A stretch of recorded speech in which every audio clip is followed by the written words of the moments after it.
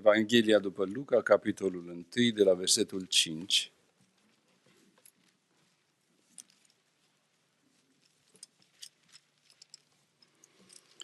În zilele lui Irod, împăratul Iudeii, era un preot numit Zaharia, din ceata lui Abia. Nevasta lui era din fetele lui Aron și se chema Elisabeta. Amândoi erau neprihăniți înaintea lui Dumnezeu și păzeau fără pată toate poruncile și toate rânduielile Domnului. N-aveau copii, pentru că Elisabeta era stearpă și amândoi erau înaintați în vârstă. Dar pe când slujea Zaharia înaintea lui Dumnezeu la rândul cetei lui, după obiceiul preoției, a ieșit la sol să intre să tămâieze în templul Domnului. În ceasul tămâierii, toată mulțimea norodului se ruga afară. Atunci un înger al Domnului s-a arătat lui Zaharia și a stat în picioare la dreapta altarului pentru tămâiere. Zaharia s-a spăimântat când l-a văzut și l-a apucat frica. Dar îngerul i-a zis: nu te teme, Zahario, fiindcă rugăciunea ta a fost ascultată. Nevasta ta, Elisabeta, îți va naște un fiu căruia îi vei pune numele Ioan. El va fi pentru tine o pricină de bucurie și veselie și mulți se vor bucura de nașterea lui. Căci va fi mare înaintea Domnului, nu va bea nici vin, nici băuturi amețitoare, ci se va umple de Duhul Sfânt încă din pântecele mamei sale. El va întoarce pe mulți din fiii lui Israel la Domnul Dumnezeul lor, va merge înaintea lui Dumnezeu în Duhul și puterea lui Ilie, ca să întoarcă inimile părinților la copii și pe cei neascultători la umblarea în înțelepciunea celor neprihăniți, ca să gătească Domnului un orod bine pregătit pentru el. Zaharia a zis îngerului: din ce voi cunoaște lucrul acesta? Fiindcă eu sunt bătrân și nevasta mea este înaintată în vârstă. Drept răspuns, îngerul i-a zis: eu sunt Gavril, care stau înaintea lui Dumnezeu. Am fost trimis să-ți vorbesc și să-ți aduc această veste bună. Iată că vei fi mut și nu vei putea vorbi până în ziua când se vor întâmpla aceste lucruri, pentru că n-ai crezut cuvintele mele care se vor împlini la vremea lor. Norodul însă aștepta pe Zaharia și se mira de zăbovirea lui în templu. Când a ieșit afară, nu putea să le vorbească și au înțeles că avusese o vedenie în templu. El le făcea semne într-una și a rămas mut. După ce i s-au împlinit zilele de slujbă, Zaharia s-a dus acasă. Peste câtva timp, Elisabeta, nevasta lui, a rămas însărcinată și s-a ținut ascunsă de tot 5 luni, căci zicea ea: iată ce mi-a făcut Domnul când și-a aruncat ochii spre mine ca să-mi ia o cara dintre oameni. Doamne, binecuvintează-ne și pe noi. Amin. Amin. Aș vrea să țineți deschis aici la Luca, capitolul 1. O să mergem pe text și o să încercăm să avem câteva gânduri la meditația aceasta. Ca moto v-aș spune așa: nu suntem ceea ce am vrea să fim. Nu facem ceea ce am vrea să facem și câteodată nici măcar nu suntem ceea ce părem că suntem. Aceasta este o realitate cu care ne luptăm fiecare dintre noi, fără să o numim ipocrizie conștientă sau deliberată sau vinovată. Aceasta este realitatea. Fiecare dintre noi avem o anumită părere despre noi și realitatea practică ne arată câteodată că nu suntem ceea ce ar trebui să fim. Oamenii de care aș vrea să vă vorbesc în acest scurt răstimp sunt cei 2 părinți ai lui Ioan Botezătorul, preotul Zaharia și nevasta lui se numea Elisabeta. Aș vrea să vă spun despre oamenii aceștia câteva paradoxuri, să vedem dacă ajungem la 3, poate 2. În primul rând, aș vrea să vă spun că textul ne prezintă 2 oameni neprihăniți, neascultați de Dumnezeu. Biblia spune: dacă aș fi cucetat lucruri nelegiuite în inima mea, nu m-ar fi ascultat Dumnezeu. Dumnezeu nu ascultă pe cel păcătos. Dar cel care e neprihănit, cel care este într-o relație bună cu Dumnezeu, are îndrăzneală, pentru că Dumnezeu îl ascultă. cel care îl slujește pe Dumnezeu și este în legătură cu Dumnezeu și primește călăuzirea lui Dumnezeu, este în armonie cu ceea ce Dumnezeu face, se roagă lucruri după voia lui Dumnezeu, pentru că știe ce se întâmplă, e în contextul lui Dumnezeu. Și atunci avem îndrăzneală că dacă știm că ne rugăm ceva după voia lui, știm că ne ascultă. Iată doi oameni care erau neprihăniți și neascultați. Elisabeta și Zaharia sunt amândoi, spune versetul 5, versetul 6, amândoi erau neprihăniți înaintea lui Dumnezeu, păzeau fără pată toate poruncile. Asta e lucru mare, este un lucru foarte mare. Sigur, veți spune, erau preoți. Și între preoți sunt unii care nu neapărat sunt neprihăniți, dar ăștia erau neprihăniți. Și aveau o problemă pentru care se rugau de foarte mulți ani de zile, ca toți părinții care s-au căsătorit vreau să aibă și ei ce? Copii. S-au schimbat vremurile, astăzi oamenii nu mai vor să aibă copii. Dar în vremea aceea, și mai ales în poporul lui Dumnezeu, a nu avea copii era echivalent cu a fi blestemat de Dumnezeu. Și iată-i pe acești doi oameni ajunși ca, să vă citesc poezie românească, nu avem timp pentru așa ceva, două jucării stricate la bătrânețe, după ce s-au rugat o viață întreagă și n-au primit copii. Ce se face? Asta este. Săptămâna trecută ne-a vizitat un frate de la fratele lui Codin, de unde e Valer, Oțelul Roșu? Oțelul Roșu. Ne-a întors pe dos pe noi baptiștii. Un frate binecuvântat, când e vorba de copii, binecuvântat în mod special. S-a dus să dea la facultate, a intrat la facultate și la medicină la Iași, el este rom. Rom e impropriu zis, rom suntem noi. Țigan, gypsy. Mama lor se îmbracă încă cu fustele alea care când intri în magazin poți să pui 2 departamente, le bagi acolo și în toate fustele alea. Și el s-a dus să facă medicina. Și zice, băieții când m-au primit, ce faci băi, ha, ha, ha, hi, hi, hi, tipule, lucruri de-astea de șmecheri, de necăsătoriți. Și când le-am spus că am 4 copii, deja mi-au zis, dumneavoastră? S-a dus la medicină cu 4 copii. Și spunea, mi-am făcut medicina mai greu pentru că am făcut naveta de la Oțelul Roșu la Timișoara cu trenul, m-am săturat de navete și de tren pe toată viața mea. Acasă spălam scutece, o ajutam pe soția mea să crească cei 4 copii și pe urmă duceam și făceam. Am făcut-o în 8-9 ani, nu am făcut-o ca ceilalți. Și în timpul anilor Dumnezeu ne-a binecuvântat și cam în fiecare an am mai avut câte un copil.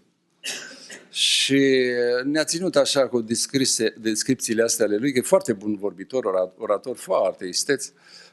În final ne-a spus la cât ajunsese Valer, că ultimul era pe drum. 15 copii.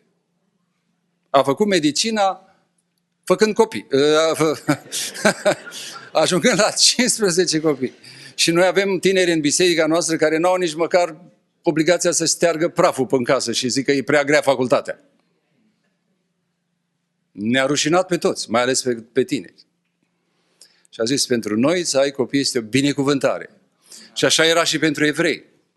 Și ăștia erau preoți, erau neprihăniți, se rugau să le ia Dumnezeu rușinea asta, pentru că era o rușine. În final, așa va spune Elisabeta, iată ce mi-a făcut Domnul când și-a aruncat ochii spre mine ca să-mi ia o cara, rușinea dintre neamuri. Neprihăniți și neascultați. Vi s-a întâmplat vreodată să fiți neprihăniți și neascultați? Nu vă pun să ridicați mâna, eu aș fi primul dintre dumneavoastră care ar trebui să ridic mâna. Am o colecție întreagă de rugăciuni pe care Dumnezeu nu mi le-a ascultat. Nu mi le-a ascultat. N-aș avea timp ca să mă cunoașteți așa un pic pe mine. La 11 ani eram o mare speranță pentru fotbalul românesc. Numai românesc, nu pentru ala spaniol sau brazilian, dar pentru la românesc era o speranță. Și Dumnezeu mi-a dat hepatită. Și n-am mai putut să fac fotbal. Am făcut așa bolnav și am rămas bolnav toată viața, că n-am stat cu minte când trebuia să stau. M-am dus liceu și am avut dorințele mele și Dumnezeu le-a stors, l-a întors, le-a schimbat. Am plâns, nu mi-a plăcut. M-am dus la seminar, am vrut să fiu păstor în România și Dumnezeu a zis nu. Și iar am plâns și iar m-am zis, Doamne, de ce? Nu vă spun eu chiar toate.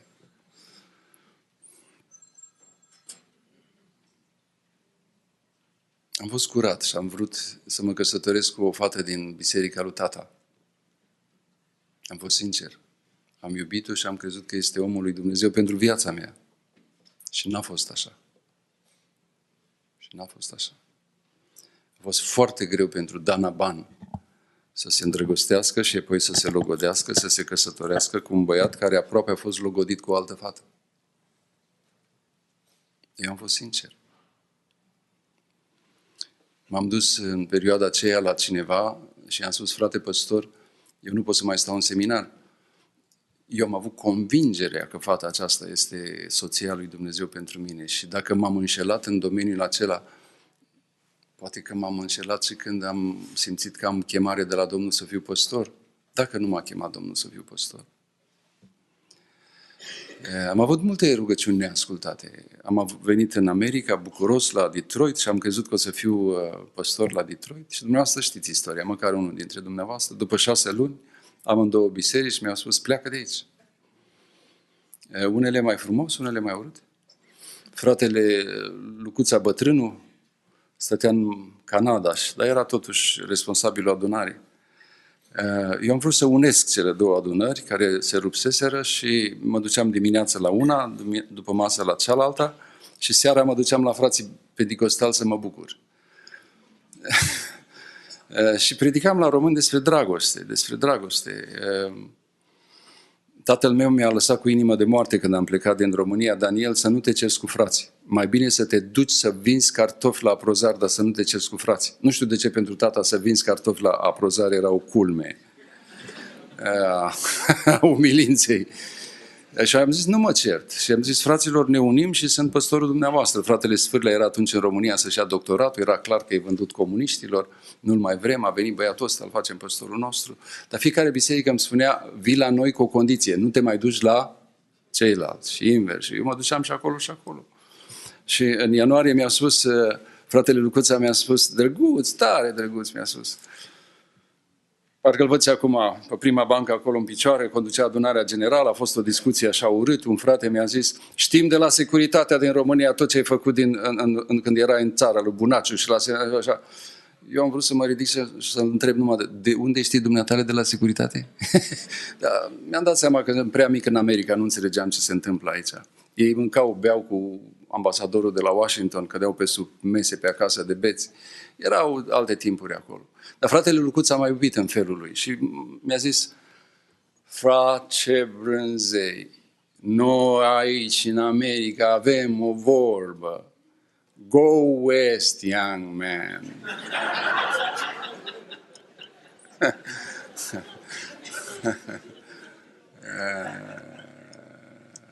M-a iubit să mă duc să-mi fac un rost, că aici jocurile sunt făcute, să mă duc să caut aur și să-mi fac alte lucruri. Ceilalți au fost mai puțini americani, erau mai români, mai ca mine, veniți din România luptelor cu comuniștii și mi-au spus, pleacă, nu mai vrem să auzim predici despre dragoste de acum înainte de vreo 5 ani, ne-ai ieșit și pe nas, și pe ochi, și pe urechi, du-te, lasă-ne cu dragostea ta în pace, pleacă de aici. Am plâns, am luat-o pe fetița noastră într-o cădiță, că atunci nu erau scaune de mașină, am pus-o între mine și Dana și am avut o soție care a plâns până dincolo de Oklahoma, că am luat-o de lângă Rodica. Și n-am avut aia și n-am avut aia. Neprihănit și neascultat. Neprihănit și neascultat. E un paradox. Te mănâncă prinăuntru.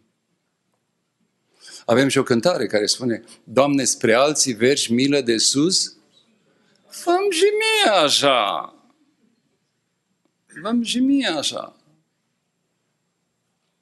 Și avem atâtea dorințe care nu s-au realizat și nu se realizează și acum am dorințe care nu se realizează.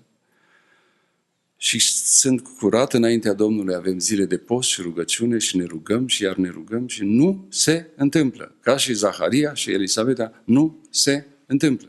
Neprihăniți și neascultați. Este o realitate a Bibliei, este o realitate a vieții noastre și trebuie să recunoaștem că este așa. A doua problemă care este cu oamenii aceștia este că erau un preot cu o problemă, deci neprihănit, neascultat, al doilea să o facem homiletică, cât așa putem noi, un preot cu o problemă.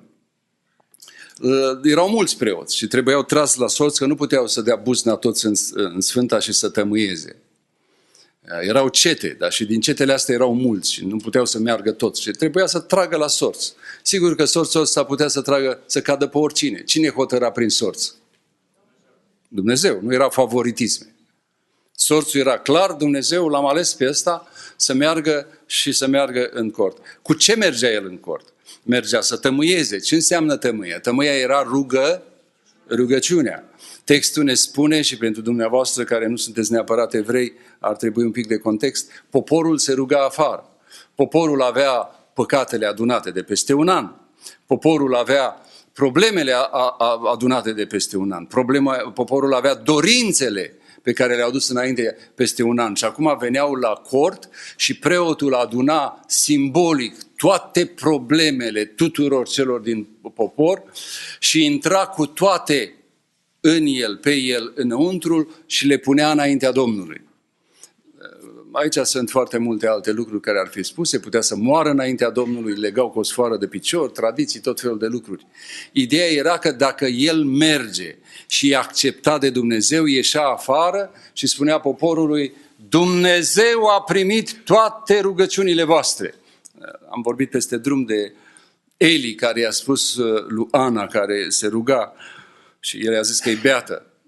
Când a terminat și s-a limpezit că nu era beată, a zis, du-te și Domnul să asculte. Exact asta spunea preotul când ieșea de la tămâiere. Toți se rugau afară și el se ruga înăuntru. Era momentul acesta în care națiunea avea un purtător de cuvânt și un purtător de rugăciune care intra înăuntru și tămâia acolo ca Dumnezeu să răspundă și prin asta să răspunde la toți cei care se rugau afară. Era un ceas solemn. El trebuia să iasă și să spună, mergeți acasă binecuvântați și fericiți, Dumnezeu a primit rugăciunile voastre. Și sorțul cade pe el. Și dintre toți preoții care erau acolo, el este cel mai nepotrivit pentru slujba aceasta. Pentru că el de ani de zile s-a rugat pentru problema lui și Dumnezeu nu l-a ascultat. Și acum el merge cu toate problemele lor să iasă afară, să le spună, vin dinăuntru din partea unui Dumnezeu care ascultă problemele. De ce l-o fi ales Dumnezeu tocmai pe el? Că el e un preot cu o problemă, el știe că Dumnezeu nu răspunde la întrebări și la rugăciuni. Cum va putea el să facă rolul acesta care ar fi trebuit dat unui altuia, care are experiențe grozave cu Dumnezeu? Și el intră cu o inimă așa îndoită acolo, pentru că nu era locul lui și nu era competent și nu era compatibil cu slujba aceasta să facă rugăciunea pentru popor, să iasă afară și să dea absolvirea generală națională. Nu este. Dar o face pentru că a căzut rolul pentru el și stă acolo și cei de afară văd dintr-o dată că nu mai iese, că se întâmplă ceva, că s-a produs ceva, stă prea mult acolo. Și s-a întâmplat. Preotul acesta cu o problemă a avut surpriza ca în cortul lui Dumnezeu să îi se arate un înger. Asta nu era ceva obișnuit. Nu întotdeauna se arătau îngerii. Probabil de ani de zile nu mai se văzuse un înger în cortul Domnului și la un preot. Noi numim cei 400 și ceva de ani de tăcere între cele două testamente. Se întâmplă lucruri care nu s-au mai întâmplat de foarte mult. Zaharia. Și îngerul spune, nu te teme, Zaharia. Să nu credeți cumva că îngerul a ascultat predica mea. Nu. Îngerul știa tot ce v-am spus eu până aici. Îngerul vine din partea unui Dumnezeu care îl știa pe Zaharia de când se ruga și nu îi răspundea. Îngerul știe că preotul acesta face o slujbă, dar face cu jumătate de inimă. Cum o să-i asculte Dumnezeu pe aia toți afară când nu mă ascultă pe mine? Și îngerul vine și spune din partea lui Dumnezeu, știu ce e în inima ta și știu viața ta, dar vreau să spun ceva. Nu-i nimic la întâmplare. O să înțelegi. Zaharia s-a înspăimântat când a văzut și l-a apucat frica, dar îngerul i-a zis, nu te teme, Zahario, numărul 1, fiindcă rugăciunea ta a fost ascultată. El era în templu ca un om care era cu rugăciunea neascultată, de ani de zile, și el și soția lui, rugăciunea neascultată. Cum să fac eu rugăciunea pentru ceilalți când rugăciunea mea nu e ascultată? Și îngerul vine și zice, nu, Zahario, stai liniștit, e bine, sorțul a căzut bine, Dumnezeu te-a ales, pentru că rugăciunea ta a fost ascultată. Dumnezeu are da, nu, dar mai are un răspuns, are nu încă. Rugăciunea ta a fost ascultată, dar răspunsul a fost nu încă. N-a fost niciodată nu. A fost nu încă. Rugăciunea ta a fost ascultată. Pune tămâia, Zahario, rugăciunile tuturor celorlalți, pentru că avem un Dumnezeu care ascultă rugăciunea. Eu vin de acolo să spun, anii aceștia de rugăciuni sunt în contabilitatea lui Dumnezeu. Noi știm de când ai început tu să te rogi, Zaharia. Nu trăi ca un om care are complexul că a fost neprihănit și neascultat. Nu e adevărat. Ai fost neprihănit și ascultat. Rugăciunea ta a fost ascultată, Zahario. Care rugăciune? Și tu o știi și eu o știu. Nevastă ta, Elisabeta, îți va naște un fiu căruia îi vei pune numele Iohanan, darul lui Dumnezeu. El va fi pentru tine și așa mai departe, și așa mai departe, și așa mai departe. Un neprihănit neascultat, un preot cu o problemă și acum a treia cu care aș vrea să închei, pentru că timpul nostru zboară și eu trebuie să zbor la Los Angeles. Iar un paradox. Viața este o sumă de paradoxuri. Și așa lucrează Dumnezeu. Planul lui de activitate și planul nostru de activitate nu se sincronizează întotdeauna și câteodată ceea ce face El e așa de surprinzător pentru noi că e un paradox. Suntem defazați față de El. Pune tămâia, este bucuros să pună tămâia, iese afară, dar înainte să iese afară, El este un preot neprihănit, neascultat, este un preot cu o problemă, dintr-o dată devine un credincios fără credință. Se coboară dintr-o dată dita mai preotul, nu? La treapta unui om din popor care a venit odată la Domnul Iisus și a zis, Doamne, cred, ajută. Bă, crezi sau nu crezi? Păi, Doamne, ca olteanul ăla care și-a pus biletul aici, știți? A venit controlorul, îmi dă voie fratele Dan să spun, și a venit controlorul, a văzut biletul la pălărie de aici și i-a zis la biletele la control, a căutat și l-a văzut că e de la țară și oltean și l-a lăsat să-l caute peste tot și nu i le-a cerut și a zis, îmi bat joc de el. S-a dus, vin și să-mi dai biletul, mă duc pe la ceilalți, s-a dus, a venit înapoi și, bă, ai bilet sau n-ai bilet? Păi a fost ei, că nu știu ce făcui și l-a fost ei așa. Vin înapoi, fii atent, să-l cauți până vin. Și când a ajuns la stație, l-a prins când cobora și a zis, bă, ai bilet sau n-ai bilet? Păi a avut să-i, dar nu știu. Păi ăla de la pălărie, Oh, zice, ăsta e de luna trecută. Ăla e de luna trecută. Oamenii mici cu idei mari.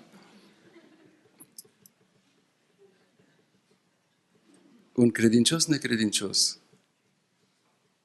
Un credincios necredincios. Doamne, ce mare rușine e pe noi paradoxul acesta. E în Sfânta Cortului, un înger îi se arată și Zaharia spune drept răspuns, îngerul i-a zis, pentru că el a zis așa, Zaharia a zis îngerului, versetul 18, din ce voi cunoaște lucrul acesta, fiindcă eu sunt bătrân și nevasta mea este nu numai un preot educat bine, dar este un om civilizat și politicos. de bărbați poți să spui că sunt bătrâni, dar despre femei doar înaintate în vârstă. N-ai voie să spui cuvântul ăla la altul. Ele sunt. Eu sunt bătrân, ea e înaintată în vârstă. Din ce voi cunoaște? Și necredința lui, nu știu, cum să o motivezi? Din cauza surprizei? Din cauza bucuriei? Câteodată când vine așa o mare bucurie, nu pot să o... O să am un copil. O să am un copil. Cum o să am un copil? Și spune, din ce voi cunoaște? Și reacția îngerului este exemplară. Dacă era eu, dar tot cam aceeași lucru îi spune, numai îi spune în limbaj de înger, nu de bucureștean. Bă, ce-s eu aici? Să stai în fața unui înger. Să stai în fața unui înger. Dumneavoastră știți cum arată un înger? Și să spui, din ce semn? Dăm un semn. Bă! Un credincios, necredincios. Și îngerul se indignează în indignarea lui Dumnezeu de slăbiciunea aceasta lui Zaharia și spune, eu sunt Gavril, care stau înaintea lui Dumnezeu. Atâta mesaj în indignarea aceasta. În lumea noastră Dumnezeu zice și să face. Cine o fi tu, mă?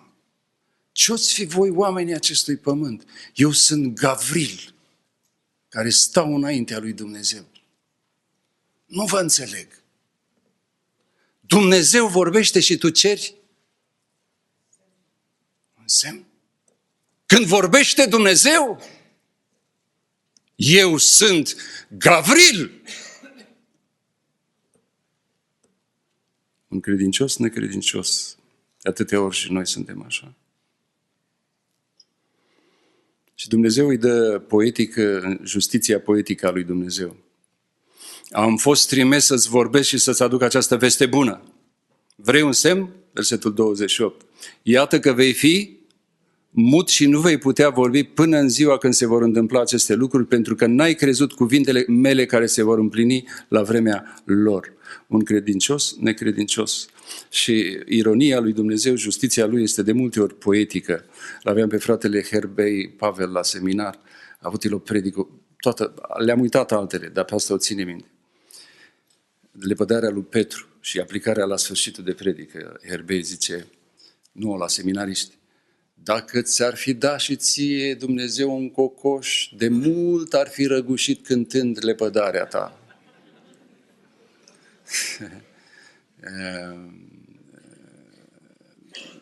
Petru era ca un cocoș și Dumnezeu, printr-un cocoș, l-a smerit. Balam a fost încăpățânat. I-a zis, nu te duci. I-a zis, da, Doamne, dacă mă tot duc. Încăpățânat ca un catâr. Și prin cine a vorbit Dumnezeu? Prin măgăriță. Dumnezeu are justiție poetică. Și îngerul din partea lui Dumnezeu, nu știu cum s-a hotărât. Vă dați seama, el era aici, Dumnezeu era sus, cum era comunicarea. Ăsta nu crede. Îngerul primește dintr-o dată de la Dumnezeu mesajul următor și spune, iată ce a hotărât Dumnezeu. Vei fi mut până când se va naște copilul. Ai vrut semne? Bă, băiete, îți dăm 9 luni de semne. E bine?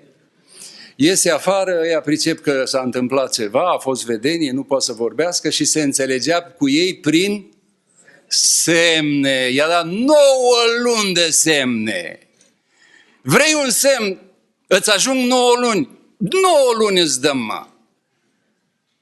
Și dacă dați pagina în partea cealaltă, când versetul 57, când se nască, au întrebat cum punem numele copilului. Și e ceasul pocăinței lui Zaharia. Vreau să-i spun așa, Ioan, zice, pe niciunul din neamurile tale nu cheamă Ioan. De unde vii cu... Trebuie unul dintre fini, din frați, din unchi, din ăștia, de aici, nume din țăminția noastră, din familia noastră. Și păi să-l întrebăm pe tata. Și tata era Zaharia și Zaharia era mut. Și textul este așa de frumos. A luat o tăbliță, pentru că toate 9 luni făcea semne. avea tăbliță și făcea semne. A vrut semne.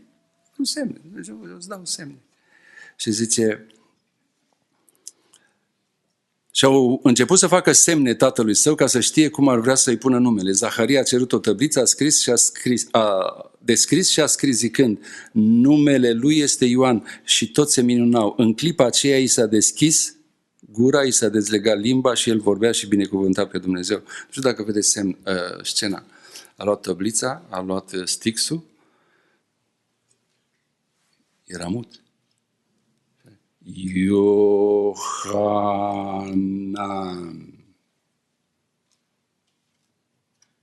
Scriind, i s-a deschis gura.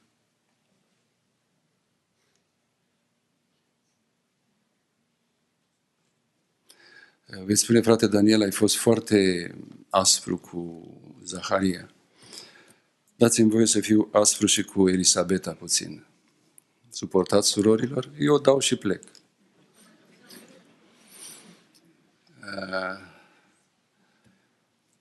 A rămas însărcinată. Toată viața ei a vrut să fie ce? Însărcinată. A spus, iată ce mi-a făcut Dumnezeu când a vrut să-mi ia o cara dintre oameni. Și s-a ținut? Nu înțeleg. N-am înțeles niciodată ca bărbată femeile. Nu există bărbat care să înțeleagă femeile. Păi un bărbat, dacă rămânea însărcinat după vreo 10-20 de ani de cerere, uite, așa mergea până sat. Păi cum dacă ți-a luat o cara, de ce te ascunzi? O soră la noi în biserică a rămas însărcinată și s-a ascuns așa și am zis, cu voi nici Dumnezeu nu se descurcă. Când nu vă dă copii e rău, când vă dă vă ascundeți. Nu. Cum să vă înțelegem noi, bărbații? Mă iubiți, fraților? Pot să plec. Doi oameni în prag de nașterea Domnului Iisus Hristos. Două instrumente prin care Dumnezeu a schimbat lumea. Ce concluzie am putea lua? Sunt multe concluzii. Aș vrea să vă recomand pe aceasta. Nu intra în panică atunci când nu te ascultă Dumnezeu. Când nu-ți dă ce vrei tu sau când vrei tu, nu înseamnă că nu te iubește sau nu ești în planul lui Dumnezeu. Când Dumnezeu spune nu la un plan inferior, spune întotdeauna da la un plan superior. Putea să le dea până atunci pe Filip, pe Jonathan, pe David, pe Saul, putea. Dar Dumnezeu cu oamenii aceștia neprihăniți, care pățăzeau toată legea, avea un alt fel de plan. Și avea special păstrat pentru ei cinstea de a fi părinții celui mai mare om care a trăit vreodată pe fața pământului. Nu vorbesc de Domnul Iisus, că El n-a fost om. Domnul Iisus va spune despre Ioan Botezătorul, ce ați ieșit să vedeți în pustie? O trestie și așa și așa, iată că cei care se îmbracă sunt în palate. Ce ați ieșit să vedeți în pustie? Adevărat vă spun că dintre toți cei care s-au născut din femeie, nu e unul mai mare ca cine? Ca Ioan Botezătorul. Ani de zile le-a spus nu, pentru că n-a vrut să le dea un copil obișnuit. Le-a dat ceva mult mai mult. L-a dat pe Ioan Botezătorul. Mă uit în viața mea și v-am spus câteva lucruri în introducerea mea. Niciodată Dumnezeu nu mi-a spus nu la un nivel ca să nu îmi spună da la un nivel superior. Diploma mea n-a fost niciodată semnată de cei care trebuiau să o semneze, domnul Sorin de la departament și nu mai știu cine. Și când am fost la premiere, fratele Bărbătei plângând, Raniel, om scump și prea iubit, a putut Dumnezeul tău să te scape? M-am dus și am spus, vrednic să trăiești, împărate. Și am luat diploma și m-am uitat și am văzut că nu-i ștampilată, nu-i semnată. M-am dus înăuntru și mi-am dat seama că amenințarea s-a materializat, nu o să pot să practic în România, nu o să fiu aprobat să fiu păstor, n-am să am recunoașterea. Dar Dumnezeu avea în plan ca diploma mea să fie semnată de fratele Pit Popovici și de alți frați scumpi mie care au fost la ordinarea mea de la Los Angeles. Frații din România, mai mari mei, Uniunea m-a trimis afară din România, ne-au luat cetățenia, ne-a dat un pașaport maro și plângeam cu Dana și ne certam cu ea la pașapoarte. Noi n-am cerut să renunțăm la cetățenie, noi n-am cerut, noi vrem să rămânem cetățeni. Au zis, dacă vrei să le iei pe ăsta, ia-l, dacă nu pleci deloc. Și după câțiva ani de America m-am întors înapoi în România și m-am dus la biserica lui tata, la Basarab, și am mulțumit în mod solemn departamentului cultelor, securității, profesorilor mei de la seminar, fratelui Bunaciu, pentru că cu tot ce au făcut dânsii m-au trimis în America și le mulțumesc frumos. Nu mi-a făcut nimeni niciodată ceva rău. Pentru că nu suntem la dispoziția oamenilor, suntem la dispoziția lui Dumnezeu. Vorbesc așa de frumos despre fratele Lucuța, go west, young man. Abia aștept să mă duc înapoi west, unde suntem noi, că la noi nu ninge. Niciodată Dumnezeu nu mi-a spus nu la un nivel ca să nu spună da la un nivel superior. Nu te supăra pe Dumnezeu. Continuă să fii neprihănit, să păzești legea Domnului. Când îți vorbește, crede-l chiar dacă este împotriva oricărei nădejdi. Ce spune Dumnezeu se face. Nu-l jigni pe îngerul Gavril sau pe altcineva, pe Dumnezeu însuși cu necredința ta. Și crede că Dumnezeu are lucruri mari pentru tine, pentru familia ta, pentru copiii tăi. Spuneam la Detroit și am uitat să spun la dumneavoastră seara. Tu și cu mine suntem cea mai mare investiție făcută de Dumnezeu pe pământul, pe planeta aceasta. Toate celelalte le va arunca la gunoi și le va arde. Singura investiție importantă pentru Dumnezeu ești tu și cu mine. Atâta va lua de aici. Nu te măsura niciodată cu măsuri mici. I l-a dat pe Ioan Botezătorul, cel mai mare născut vreodată din femeie. Cine știe ce are Dumnezeu în plan cu viața ta, cu viața mea și cu viața noastră, care suntem nevrednici, dar suntem aleși și suntem investiția lui Dumnezeu pentru generația aceasta, pentru locul acesta.